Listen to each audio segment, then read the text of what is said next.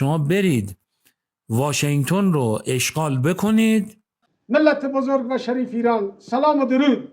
لباس مقدس نظامی را پوشیده، یعنی مال خودم نه، و افتخاری نداشته که سالها در جنگ بوده.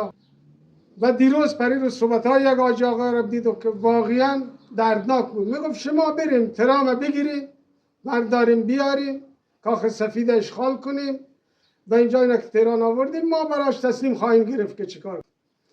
عزیز من، برادر من، اینجوره که به جان خودم و خود شما عزیزان من طوری گفت که من استرس دارم، سطل ماسه برم از سر کوچم بگیرم.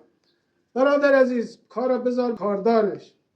تو که وارد نیستی، تو که اگر آرپیجی بهت بدن سر و ته میگیری، نفرات پشت سرت خواهید قتل عام کرد. خواهشان در این مورد تسلیم نگیری. جلوش اگر راست میگی بیا جلوش، به عنوان فرمانده راهکار بده، طرح عملیاتی بده، نقشه عملیات پیاده کن.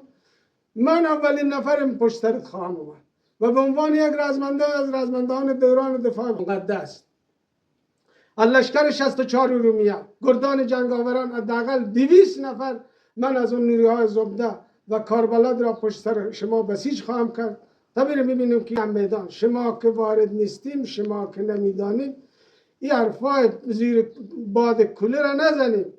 ملت ما از جنگ نمیترسی. جانم فدای بچهای مینا، جانم فدای بچهای نابدنا، جانم فدای سربازان عزیز ما در ایران شهر. من هم یکی از سربازان، من عمرم کردم 60 سال، هم رد شده و پروا ندارم، دل به دنباله زندگی هم ندارم. دلم بر بچهای جوون و اینا که نه کار دارن نه آینده دارم. این سوزا جاقا یه خورده فکر کن بعد صحبت کن.